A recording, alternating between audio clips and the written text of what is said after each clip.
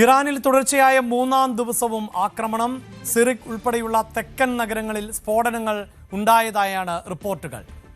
ബുഷഹർ ആണവ നിലയത്തിന് സമീപത്തും പൊട്ടിത്തെറിയുണ്ടായിട്ടുണ്ട്. എന്നാൽ പുതിയ ആക്രമണത്തിന് പിന്നിൽ തങ്ങളല്ല എന്നാണ് അമേരിക്ക വ്യക്തമാക്കുന്നത്. ഇറാനുമായി സാങ്കേതിക ചർച്ചകൾ തുടരും എന്ന് ട്രംപുമായി അടുത്ത വൃത്തങ്ങൾ സൂചിപ്പിക്കുകയും ചെയ്യുന്നുണ്ട്.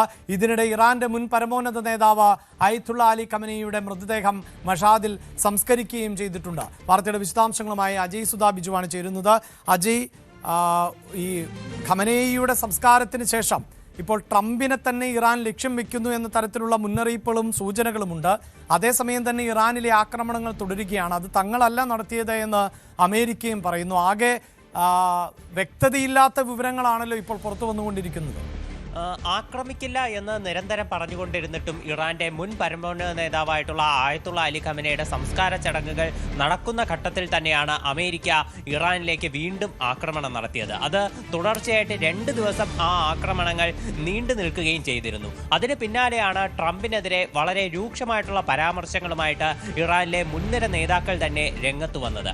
അതുപോലെ തന്നെ ഈ ആയത്തുള്ള അലി ഖമനേയുടെ വിലാപയാത്രയുടെ സമയത്ത് ജനങ്ങൾ പലരും ട്രംപിനെതിരെ പ്ലക്കാർഡുകൾ ഉയർത്തി പ്രതിഷേധിക്കുകയുൾപ്പെടെ ചെയ്തിരുന്നു. ട്രംപിന്റെ കോലം കത്തിക്കുന്ന ഒരു നടപടിയിലേക്ക് വരെ ജനങ്ങൾ പോയി. കിൽ ട്രംപ് എന്നുള്ള ഫ്ലെക്സുകളാണ് പലയിടത്തും ഉയർന്നു പൊങ്ങി നിന്നത്. അപ്പോൾ ആ ഒരു ഘട്ടത്തിൽ ഇസ്രയേലാണ് നിലവിൽ US-ന് ഇപ്പോൾ ട്രംപിനെ വധിക്കാൻ ഇറാൻ പദ്ധതിയിടുന്നു എന്നുള്ള ഒരു രഹസ്യ വിവരം കൈമാറിയിട്ടുള്ളത്. എന്നാൽ US-ഓ ഇറാനോ ഇതിനെ സംബന്ധിച്ച് മറ്റ് പ്രതികരണങ്ങളൊന്നും നടത്തിയിട്ടില്ല. ഇസ്രയേൽ തങ്ങളുടെ രഹസ്യാന്വേഷണ വിഭാഗത്തിന്റെ റിപ്പോർട്ട് പ്രകാരമാണ് ഇത്തരമൊരു വിവരം നിലവിൽ കൈമാറിയിട്ടുള്ളത്.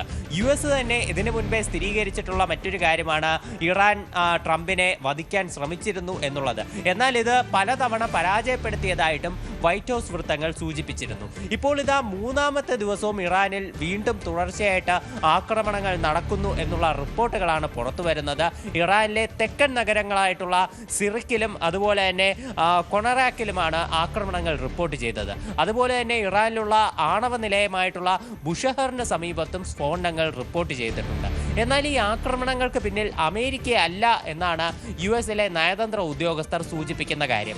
US ഇപ്പോൾ ഇറാന് നേരെയുള്ള ആക്രമണങ്ങൾ താൽക്കാലികമായി നിർത്തിവെച്ചിരിക്കുകയാണെന്നും നയതന്ത്രപരമായിട്ട് ഇറാനുമായിട്ടുള്ള ചർച്ചകൾ മുന്നോട്ട് കൊണ്ടുപോകാനാണ് തങ്ങൾക്ക് താല്പര്യമുള്ളതെന്നും ട്രംപുമായിട്ട് അടുത്ത വൃത്തങ്ങൾ ഇപ്പോൾ സൂചിപ്പിക്കുന്നുണ്ട്. എന്നാൽ ട്രംപ് 2 ദിവസം മുൻപേ പറഞ്ഞത് ഇറാനുമായിട്ടുള്ള ധാരണാപത്രം ഇപ്പോൾ നിലവിലില്ല, ധാരണാപത്രം അവസാനിച്ചു കഴിഞ്ഞു എന്നെല്ലാം അദ്ദേഹം നാറ്റോ ഉച്ചകോടിക്കിടെ സംസാരിച്ചിരുന്നു. പക്ഷേ ഇപ്പോൾ ട്രംപുമായിട്ട് അടുത്ത വൃത്തങ്ങൾ തന്നെയാണ് ഇറാനുമായിട്ട് ചർച്ച ചെയ്ത് മുന്നോട്ട് പോകും എന്ന് പറയുന്നത്. അപ്പോൾ ഈ ആക്രമണങ്ങളിൽ നിന്ന് US തങ്ങളുടെ ഉത്തരവാദിത്തത്തിൽ നിന്ന് നിലവിൽ പിന്നോട്ട് പോയിട്ടുണ്ട്. ഇസ്രയേലും തങ്ങളല്ല ആക്രമിച്ചതെന്നാണ് ഇന്ന് നടന്ന ആക്രമണത്തെ പറ്റി അവിടെയുള്ള ചില ഉദ്യോഗസ്ഥരും സൂചിപ്പിച്ചത്. ഇറാൻ തന്നെ അവരുടെ പ്രാദേശിക മാധ്യമങ്ങളിൽ വ്യക്തമാക്കുന്നത് ശത്രുക്കളുടെ ആക്രമണങ്ങൾ ഇറാനിൽ ഉണ്ടായി എന്നുള്ളതാണ്. ഇറാൻ പോലും ഒരു രാജ്യത്തിന് നേരെയും ഇന്ന് നടന്ന ആക്രമണങ്ങളിൽ വിരൽ ചൂണ്ടുന്നില്ല. അങ്ങനെ ഒരു ഇരുട്ടിൽ തപ്പിക്കൊണ്ട് നിൽക്കുകയാണ് ഇറാൻ ഇപ്പോൾ നിലവിൽ ചെയ്യുന്നത്. ഇപ്പോൾ നിലവിലുള്ള ആക്രമണത്തിന്റെ ഉത്തരവാദി ആരാണെന്നോ അതിലെ നാശനഷ്ടങ്ങളൊന്നും തന്നെ സ്ഥിരീകരിച്ചിട്ടില്ല. ഇപ്പോൾ നിലവിൽ ഈ മണിക്കൂറുകളിലെ സാഹചര്യം നോക്കുകയാണെങ്കിൽ സ്ഥിതിഗതികൾ സമാധാനപരമായിട്ട് തന്നെയാണ് മുന്നോട്ട് പോകുന്നത്. US-ഉം ഒരു ചർച്ചയുടെ സൂചനകൾ ഇറാന് നൽകുന്നുണ്ട്. എല്ലാം ശുഭകരമായി മുന്നോട്ട് പോവുകയാണെങ്കിൽ ചർച്ചയുടെ മറ്റ് കൂടുതൽ വിശദാംശങ്ങൾ നമുക്ക് ലഭ്യമാകും. ഇപ്പോൾ നമുക്ക് ലഭിക്കുന്ന മറ്റൊരു വിവരം എന്ന് പറയുന്നത് പാകിസ്ഥാന്റെയും ഖത്തറിന്റെയും മധ്യസ്ഥതയിലാണ് നിലവിൽ നടന്നിട്ടുള്ള പ്രശ്നങ്ങൾ സമവായത്തിലേക്ക് എത്തിയതെന്നാണ്. എന്തായാലും യുദ്ധം ഒരു ഭാഗത്ത് മുറുകുന്നു. സമാധാന ചർച്ചകൾക്കാണ് ഞങ്ങൾ പ്രാധാന്യം നൽകുന്നത് എന്ന് അമേരിക്ക പറയുന്നു.